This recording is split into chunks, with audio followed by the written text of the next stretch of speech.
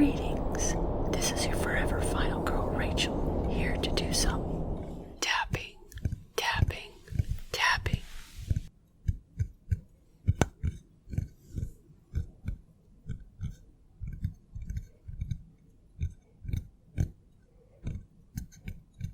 For a movie with very little blood in it, the Texas Chainsaw Massacre is pretty brutal. And I'm not just talking about the behind-the-scene horrors going on. What we get on screen is brutal enough. Who would have thought a movie made in 1974 could have such a long-lasting effect on horror?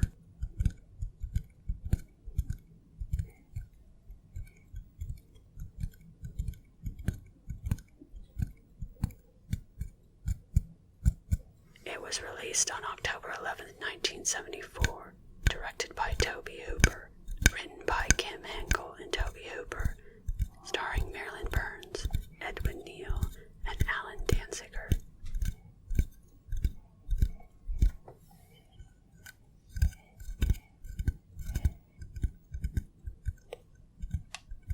Five friends go on a road trip to visit the grandfather's grave of one of the friends.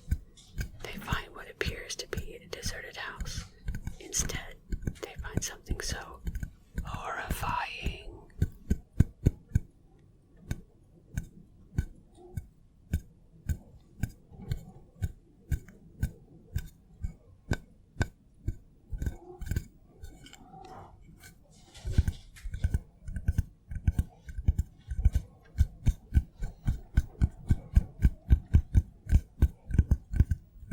We only get 5 kills, and only one is a chainsaw kill. The kills are primarily sledgehammers to the head. Kirk's death is very iconic. He walks in, and Leatherface hits him in the head, and he convulses on the floor. Also, add in Pam's death with her put on a hook and then thrown in the freezer. Even with the chainsaw kill, there's not a lot of blood at all in this movie. You would think the kills would be bloody, but no.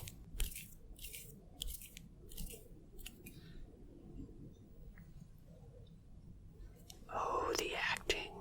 Let's start with Marilyn Burns, our original final girl, and in this case a scream queen as well. Man, can that woman scream.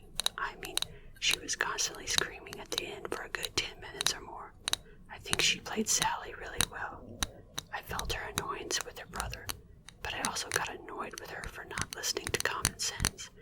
She looks like she went through hell and survived, and knowing all the crap behind the scenes makes that final scene when she's laughing and crying even more scary.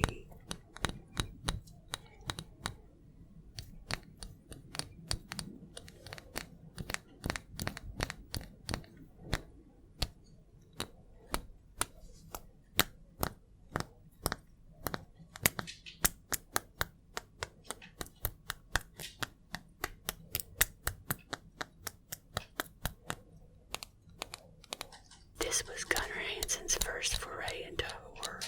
I think he did a great job as Leatherface. Even though he doesn't speak a word, he is still frightening.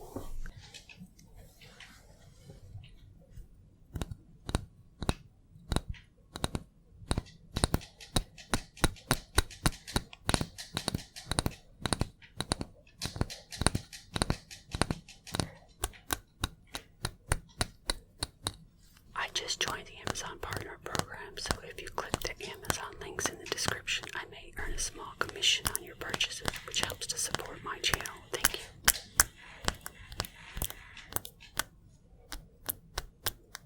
5 friends, 2 who are brother and sister, travel to a small town to their grandfather's grave. Running out of gas, they stop at their old family home. One couple goes off to explore and see a house that possibly has gas.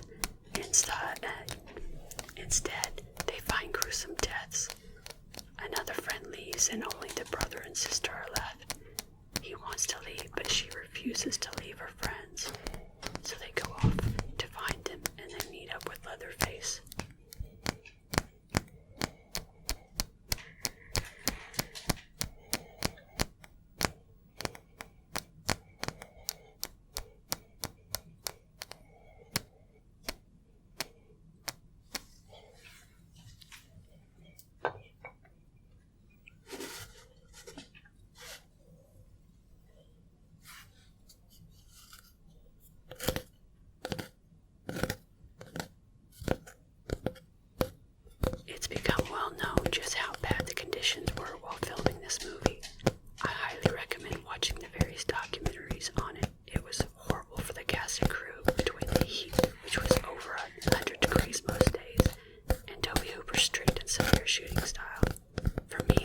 this makes the movie even more horrifying.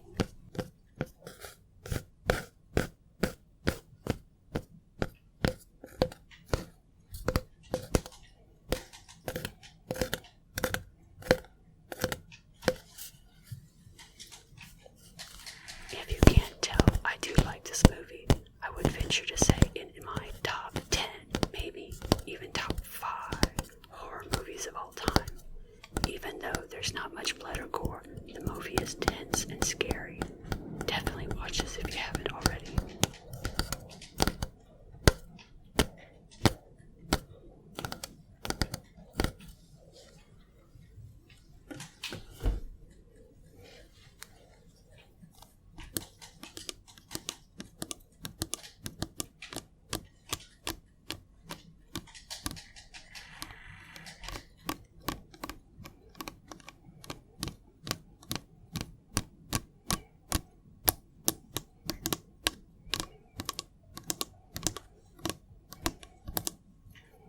Now for Did You Know? According to John Larroquette, his payment for doing the opening narration was a marijuana joint. The film's original distributor was Bryanston Distribution Company, which turned out to be a mafia front operated by Louis Perrino, who used the movie to launder profits he made from Deep Throat. In return, the production received only enough money to reimburse the investors and pay the cast and crew $405 apiece. The producers eventually discovered that Perrino had lied to them about the film's profits. After he was arrested on obscenity charges, when his role in Deep Throat was revealed, the cast and crew filed suit against him and were awarded $25,000 each. New Line Cinema, which obtained the rights to the film from the now bankrupt Bryanston, paid off the cast and crew as part of the purchase agreement.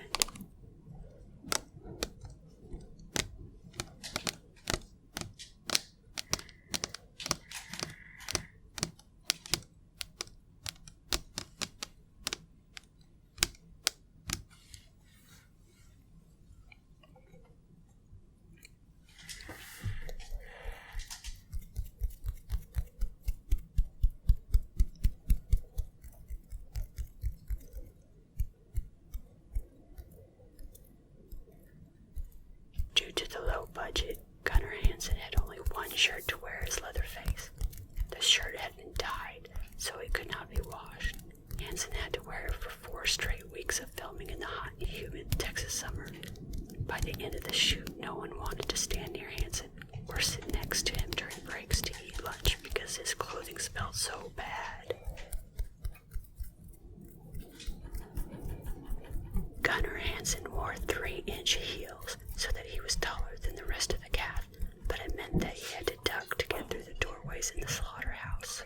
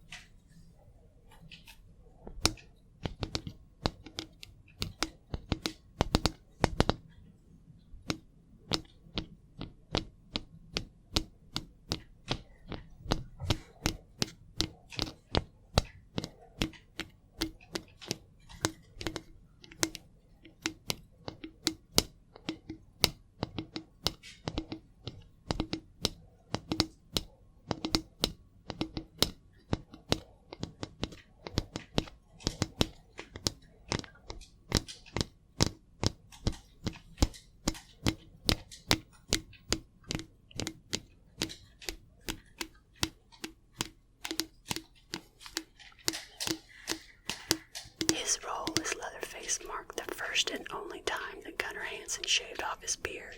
He never shaved it again. Marilyn Burns, whose character was chased by Leatherface through the undergrowth, actually cut herself on the branches quite badly, so a lot of the blood on her body and clothes is real. When it was first released, the film was so terrifying that people actually walked out on sneak previews for it.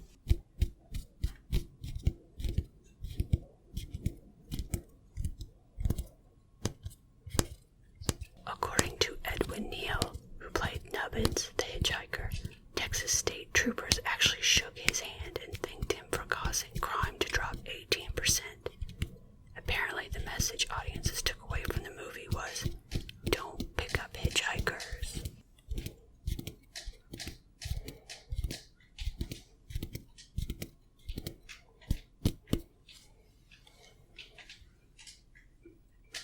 The Texas Chainsaw Massacre was on the list of video nasties. The worst part of all, with the climactic dinner scene, was the 110-degree Texas heat, plus the filming lights meant all the food on the table quickly rotted, and the room's poor ventilation made the reek even worse, raising it to genuinely health-threatening levels.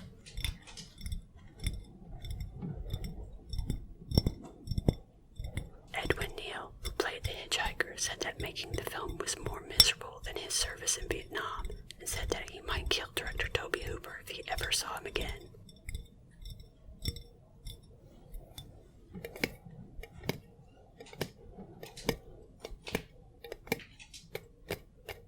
Now for my ratings. For kills, blood, gore, 4 out of 5. Scare factor, 4 out of 5. Enjoyment factor, 5 out of 5. My rank, 4.3 out of 5.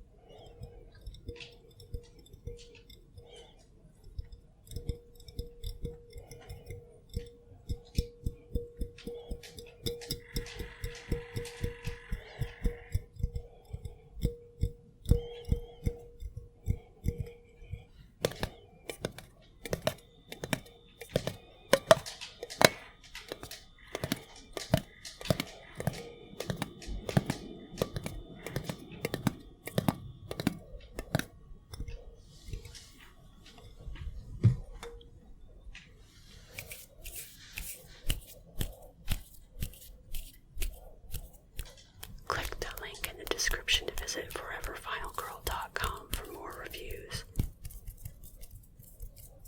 Just remember, even the worst movies have something positive about it. Happy nightmares.